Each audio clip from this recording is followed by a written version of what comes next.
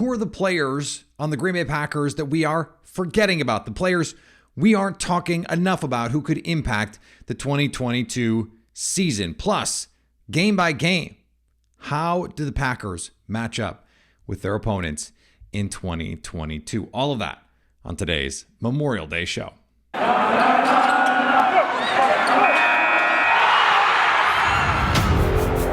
You are Locked On Packers, your daily Green Bay Packers podcast. Part of the Locked On Podcast Network, your team every day. You are Locked On Packers, part of the Locked On Podcast Network, your team every day. I'm Peter Bukowski, and I cover the Packers for The Leap, a newsletter I would love for you to subscribe to. You can follow me on Twitter, Peter_Bukowski. Follow the podcast on Twitter at Locked On Packers. Like us on Facebook. Subscribe to the podcast, iTunes, Spotify, Google Podcasts, wherever you find podcasts, you will find Locked On Packers, the number one Packers podcast on the internet, and the show for fans who know what happened. They want to know why and how. Thanks to everyone who makes Locked On Packers their first listen every day. We hope you like starting your day with us as much as we like starting our day with you. Today's episode brought to you by our friends at BetOnline. All of your betting resources and action at one spot. BetOnline, where the game starts.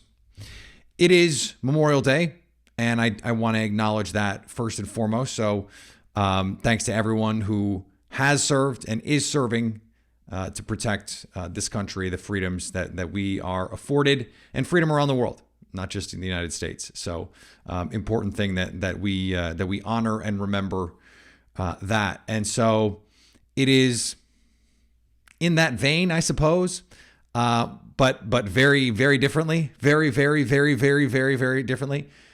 I thought it would be a good time to think of the players that we're forgetting. Instead of remembering, who are we forgetting? Who are we leaving out? Who have we not talked enough about, both on this show and isn't getting enough attention locally, nationally, et cetera, et cetera? And I think there are some really interesting names. To me, they are more on offense. That's just sort of how it worked out as I was going through to try and look at some of the players that I wanted to include on this list. I was going, oh, that's right. This is an interesting one to look at. Oh, this is fun. Oh, that's right. And in some cases it's injury. In some cases it is the fact that they just didn't get a lot of opportunity last year.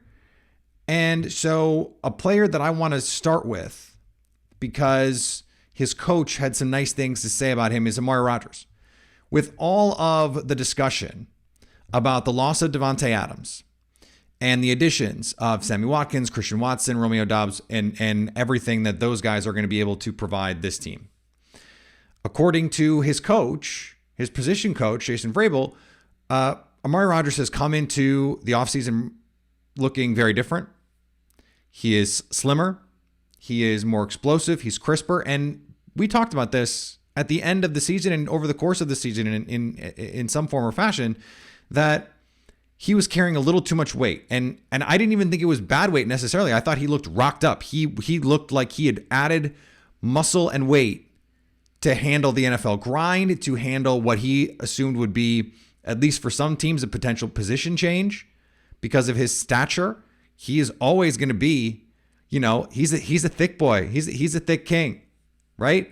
And that was part of the appeal for the Packers. I mean, Brian Gutekunst talked about, he's short for an NFL receiver, but he's not small. I think it hurt his explosiveness, his long speed. If you watch him at Clemson, he is much better in and out of breaks than we saw this past season. He was more explosive over the top than we saw this last season. And I think part of this is just going to be playing with confidence. He did not look like he had confidence fielding punts. Did not look confident making catches. I mentioned last week that play with Jordan Love in the Lions game where he causes an interception because the ball bounces off his hands. He's going to, just by necessity, get more opportunities this season, and they can use him in some different kinds of ways. They're going to have to get creative with this offense just because of the personnel is such that it will necessitate it. And so I think that is a player that we should be keeping our eye on, because he should come in more prepared to contribute than Christian Watson and Romeo Doubs. Now, is he really going to get run on the outside? We'll see. If Randall Cobb gets hurt again, is he the guy that they put in there? Is he the guy that spells Cobb when Cobb is not in the game? And who is the punt returner? Is it Amari Rodgers? Is he going to get that opportunity? In a somewhat similar light, I was going to just pick Josiah DeGuara, but I want to include the entire tight end group, because Big Bob Tonyan is back as well. And it's easy to forget, I think, what his contributions meant for the Packers last year. The offense started to look more like the offense we remember when Tonyan was contributing. We know that his 20 season was never going to be sustainable. And so his ability to build on that, and he doesn't need to be the 20 guy who's going to catch 10 touchdowns.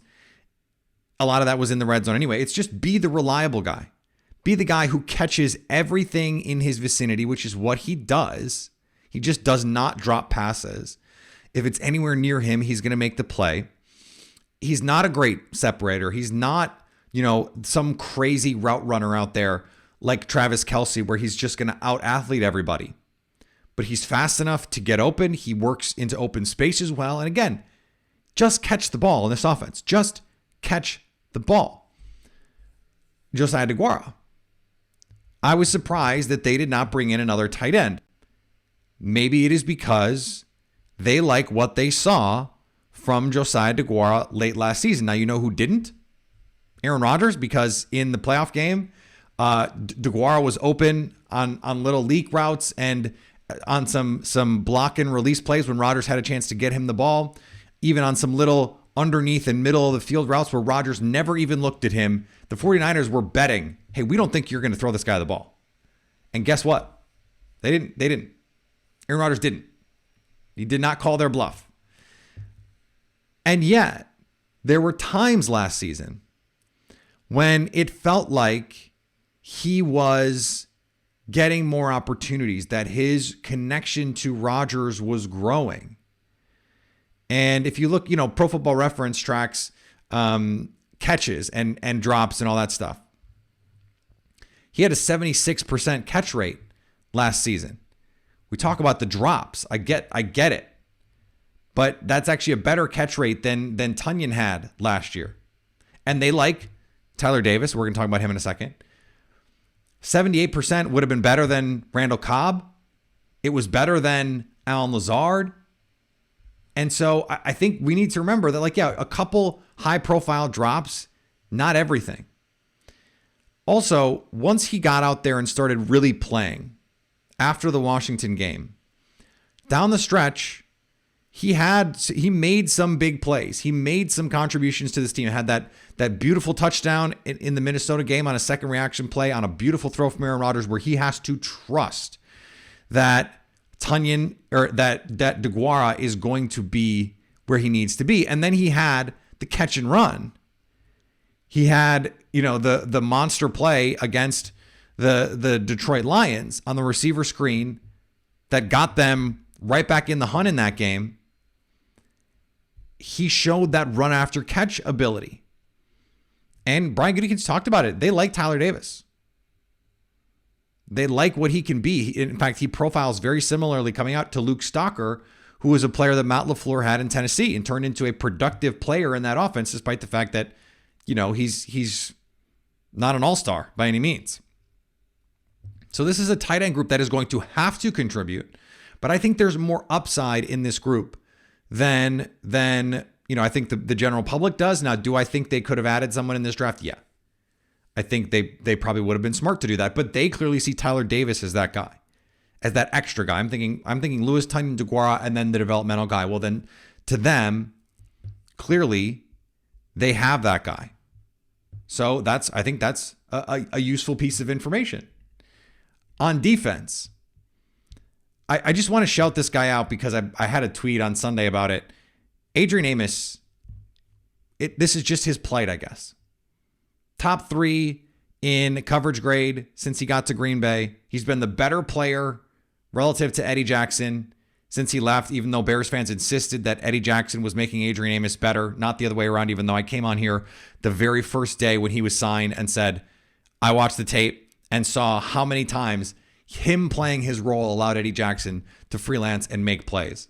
I'm still waiting for him to have that impact on Darnell Savage in this defense because it's very similar to the kind of defense that they were in. I would love to see that. But he's just been outstanding. He's just been outstanding. And because he doesn't make 6 or 7 interceptions a routine, and because he doesn't, he doesn't really talk about himself a lot, and because his job is to always be in the right place and teams don't throw in his general direction very often, and because they're playing so much 2 deep safety, he's not making plays at the line of scrimmage as much, he doesn't get the love. He is such a good player and such a vital cog to this defense that I wanted to make sure that he got a little bit of love in this section. Do not forget about Adrian Amos. And do not forget about Preston Smith. Preston Smith was legitimately good, legitimately impactful last season. I know that the sack numbers are not going to jump off the field to anyone. But he had 9 tackles for loss, 17 quarterback hits. And although, he still had 9 sacks. It wasn't like he had nothing. He converted his pressures into sacks at a higher rate than Rashawn Gary did. But that's a really high quality season, and he's going to be edge 2 in this defense. In a defense that is now deeper, that now has more guys than they were playing with last year when you add in Amari. And I think they're still probably in the market for a veteran edge, someone, maybe that's a post June 1 cut. By the way, those are coming up. We're going to talk about those this week. Or maybe is a training camp cut. That very much the way that they acquired Whitney Merciless, although that was during the season. He is much like Amos, and I understand the 2020 season is going to leave the bad taste in a lot of fans' mouth. He gets deserves so much credit for coming back in 21, understanding this is, I need to prove it again. He did. He earned his money. Now he needs to prove it again in a way. Because in 19, he comes in, he has the great season off the big money deal. I don't want to speculate on why his play fell off in 2020, but he admitted, and the coaches admitted, that he was not in as good a shape in 2020, came back in 2021 in much better shape. And that was, I think, a big contributing factor to why he was so much better. So let's see it again. He is the leader now. He is the elder statesman on this defense. And so come in and continue to do your job. He can go down as a potential. Like, he really does have the potential. If he plays a couple more years and they go out and win a Super Bowl, he has the potential to be a Packers Hall of Famer. I don't think that's hyperbole. Let's say he finishes his career in Green Bay, he can be a Packers Hall of Famer. Think about that. So can Adrian Amos, by the way. If he gets an extension and he's playing for one this season, he can be a Packers Hall of Famer. So if for no other reason, then that is true. These are names we have to keep in mind when it comes to the Packers this season. All right, we're going to talk about this team as a whole and the schedule, because there was an interesting little tidbit that I saw out there that I wanted to talk a little bit more about. Today's episode brought to you by our friends at BetOnline. BetOnline is your number one spot for all of your betting sports info and needs. Find the latest odds, news, and sports developments, including this year's basketball playoffs. We're getting down to it. Major League Baseball, scores, plus NFL futures. There's a ton of fun stuff on the site right now. We are going to talk about some of that stuff coming up in a second. BetOnline is your continued source for all of your sports wagering info. Head to the website or use your mobile device to learn more about the trends in action. BetOnline, where the game starts.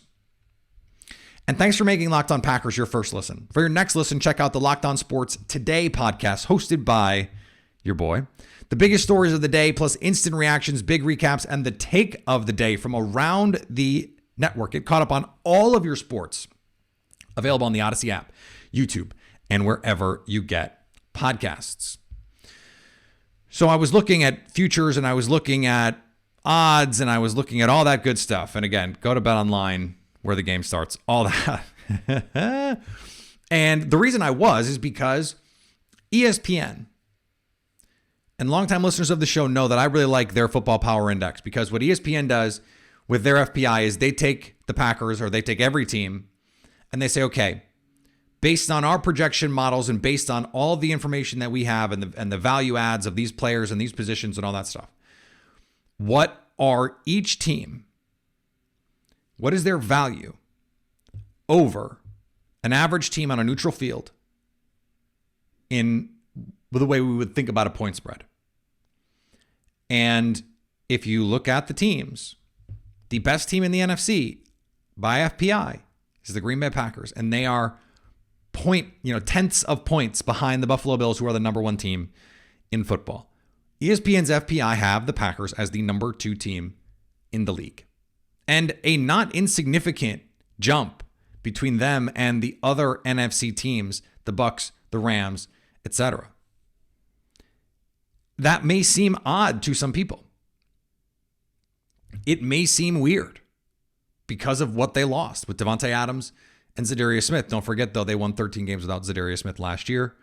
I think the 7-0 thing with Devontae Adams is a little overrated, but one of the big reasons I wanted to bring this up was to circle back to something that we've talked about a couple times, but in sort of the opposite kind of way.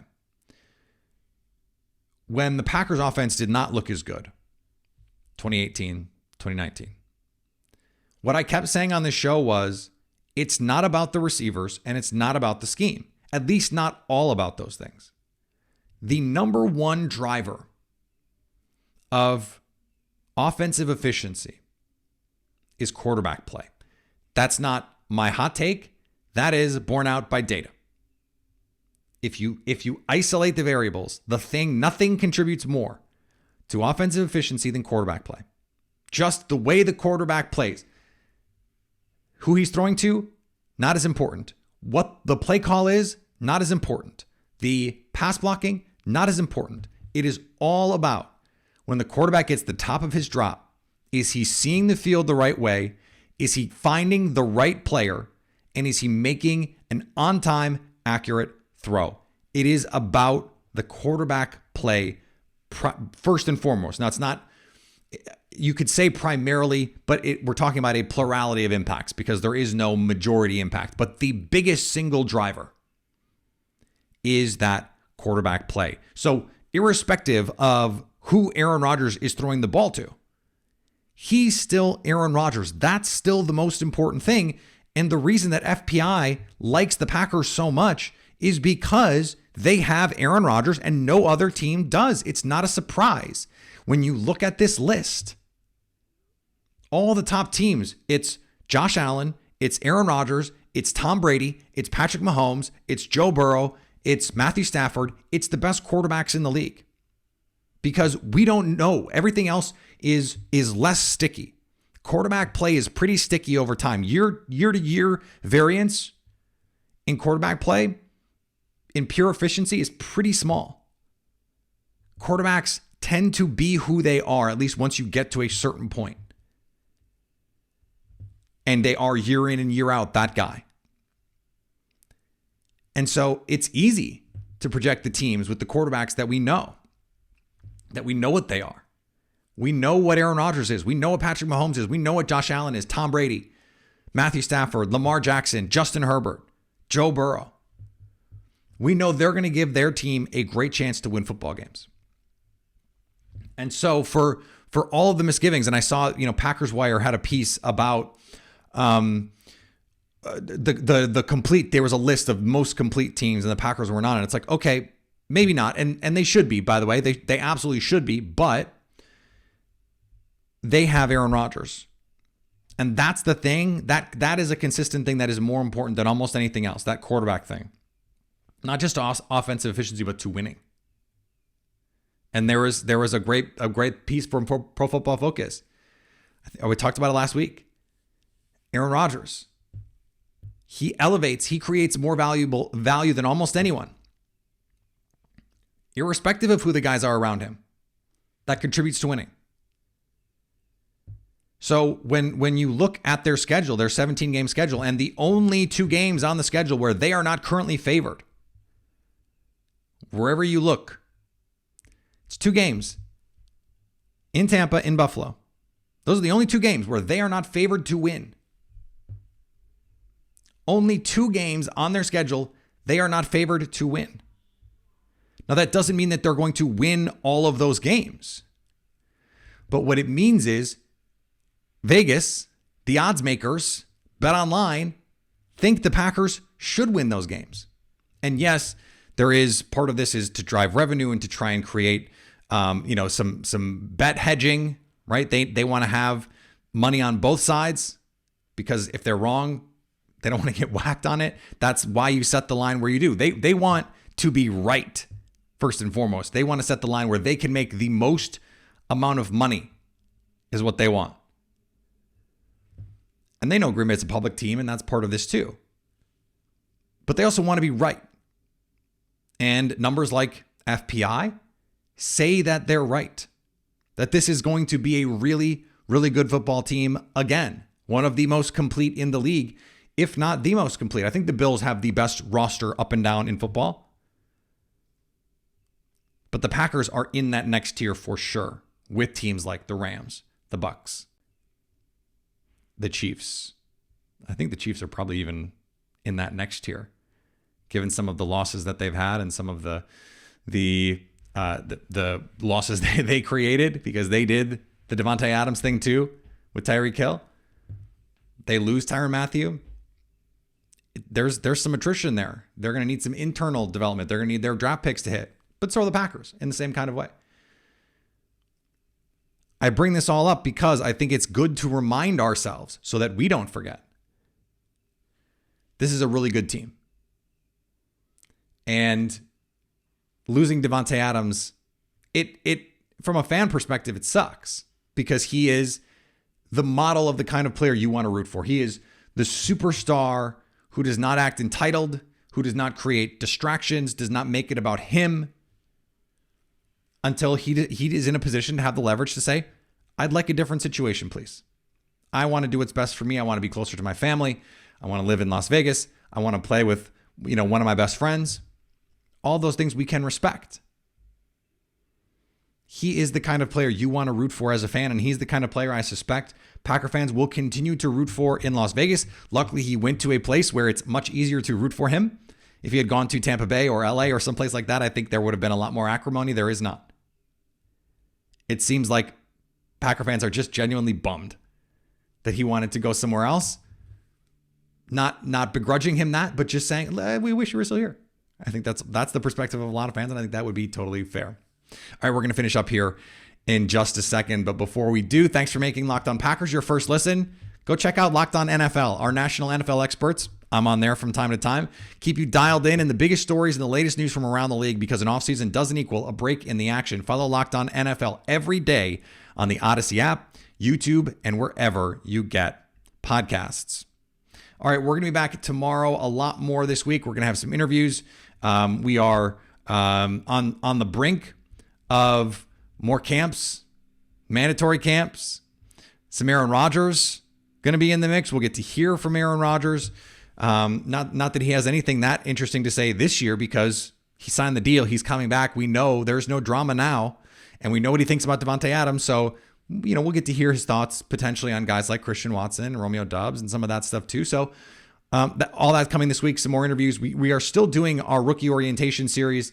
I was out of town last week, although still producing shows. So we're going to have some more interviews where we dive into these players in a little bit more depth. Quay Walker, Devontae Wyatt, Romeo Doubs. We did the Christian Watson episode. Zach Tom, Sean Ryan, all that good stuff. That is all coming up in the coming weeks. We have plenty of time between now and training camp to do all of that. Follow me on Twitter, Peter_Bukowski. Follow the podcast on Twitter at Locked On Packers. Like us on Facebook. Subscribe to the podcast, iTunes, Spotify, Google Podcasts, wherever you find podcasts, you will find Locked On Packers. Subscribe on YouTube. Check us out there. We're having fun on YouTube. And anytime you want to hit us up on the Locked On Packers fan hotline, you can do that, 920-341-3775 to stay Locked On Packers.